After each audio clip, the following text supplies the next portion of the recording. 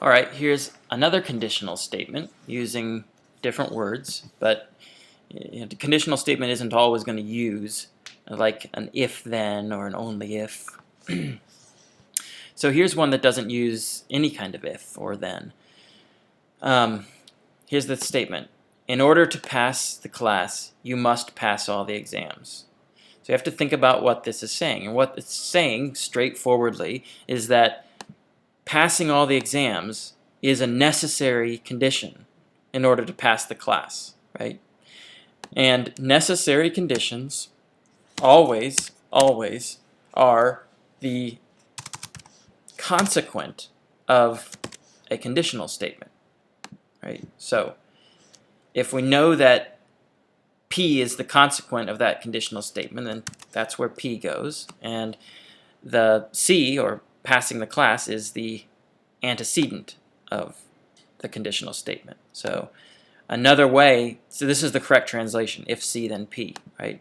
That correctly captures this statement, this sentence, using the conditional in our symbolic notation. Let's do one more here. You will pass the class if you pass all the exams. So I showed you one a second ago that said you will pass the class only if you pass all the exams.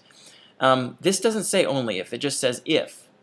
Another way to think about this is you will pass the class as long as you pass all the exams. Those would be equivalent in English. If we say you will pass the class if you pass all the exams, or you will pass the class as long as you pass all the exams.